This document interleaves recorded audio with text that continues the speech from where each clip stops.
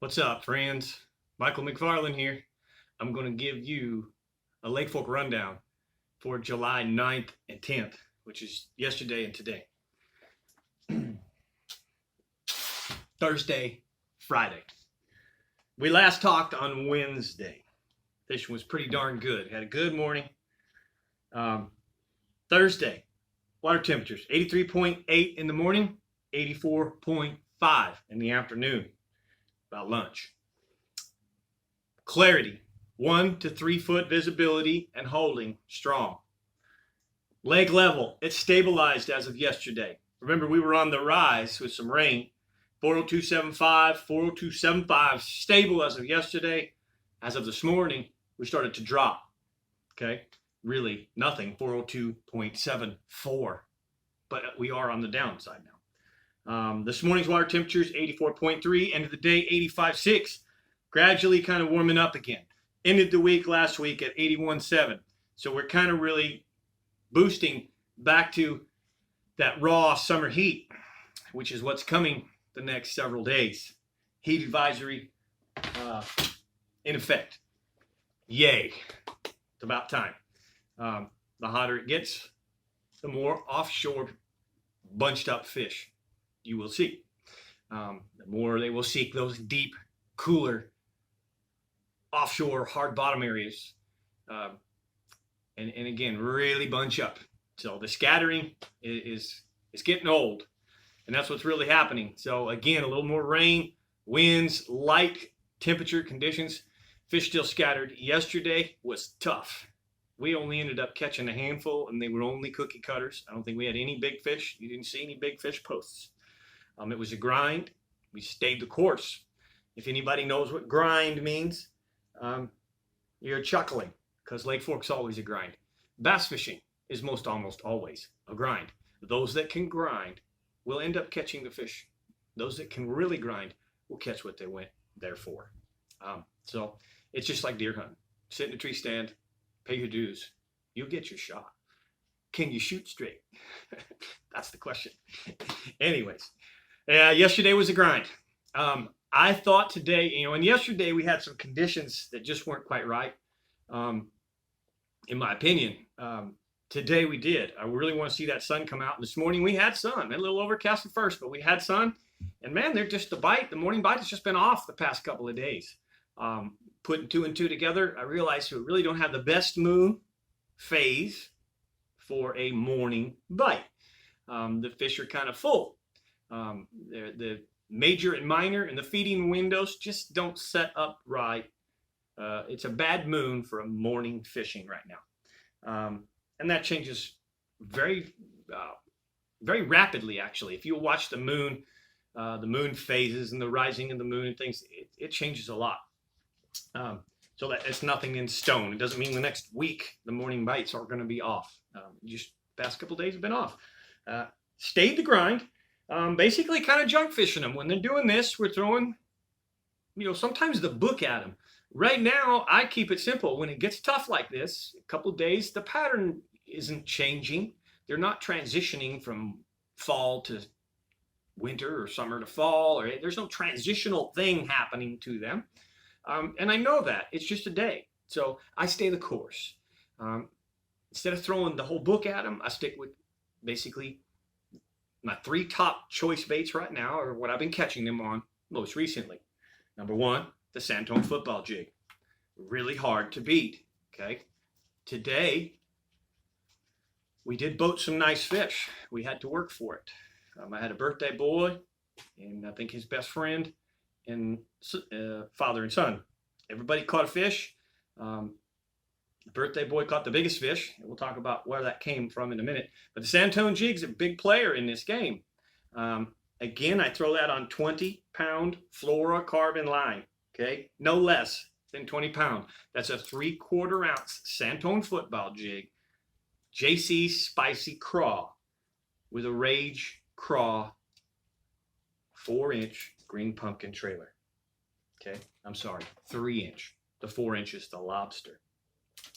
Another bait that I've been talking quite a bit about, actually caught the biggest fish today.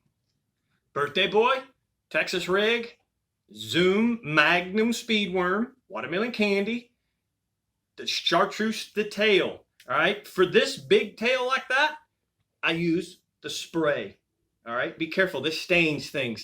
Hang over the boat, downwind of anything, and I spray those tails. The one thing that I do when I fish this bait, unlike the jig or the shaky head, I don't pull it real slow. I pull it in zips. All right, I want to make this tail have some action, so I pull a little more zips on it. And again, it's Texas rig, 1/4 ounce, 3/8 max, and I throw it in the wood in the heavy timber. It goes through that heavy timber real nice. That big Magnum sized bait gets the bigger bite, and the birthday boy today caught a beautiful, beautiful Lake Fork special. Probably almost 6 pounds. He didn't need to swing it. It wasn't anywhere near his personal best, so he did not swing it on a scale. He said, don't worry. But it is somewhere in pushing 6 pounds. Beautiful, healthy fish. His buddy now, his fish was just a little bit smaller. Came on the football jig.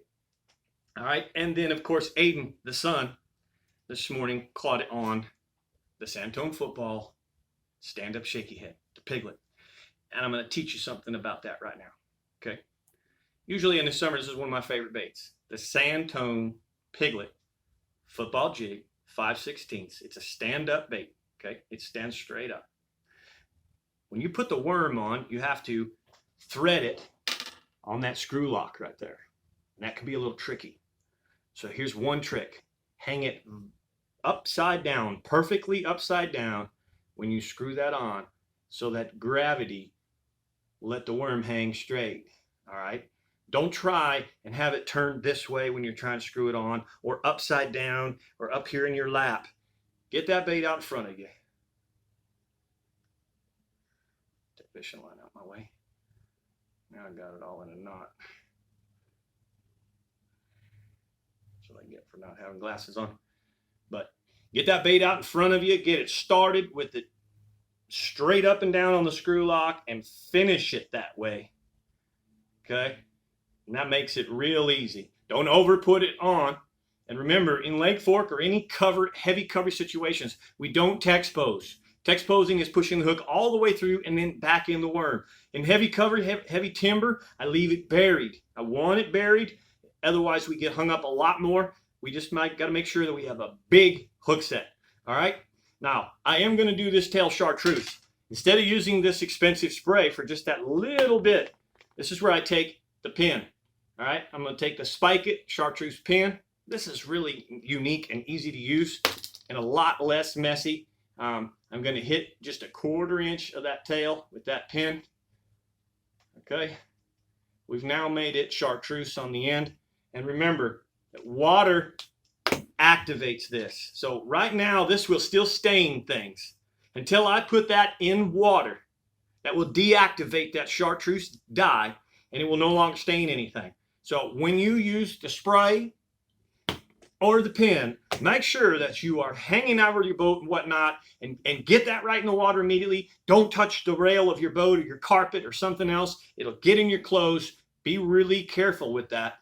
But that's the gist of bait number 3, all right, that I'm doing. That's what I'm fishing right now. So, Santone football jig. I'm going to get a little water for that tail. And it don't take much.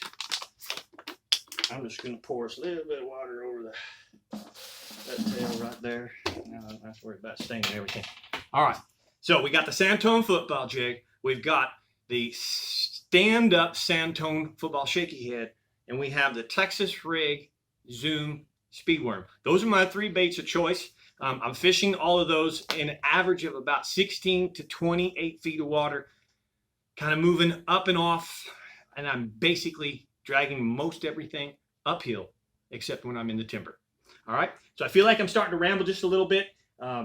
If you have any questions about what we're doing, you need some more information, please put it in the comments below. If you're enjoying this, if you're getting something good out of it and you like it, please give me the thumbs up. I really love to see that. It helps me interact with you and know how you're feeling about what's going on. So enjoying it very much, guys. Lake's in great shape. Not a whole lot of dates left.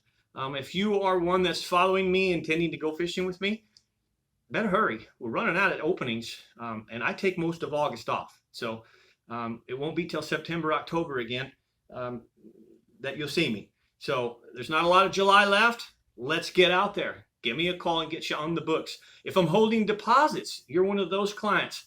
I've told you I would let you know when it's time. Now it's time. All right. We are catching big fish. Not necessarily double digits, although I did have a double digit just 2 weeks back. So now is the time. Let's go fishing. I'm Mike McFarland, giving you a Lake Fork rundown for July 9th and 10th. Thanks for watching.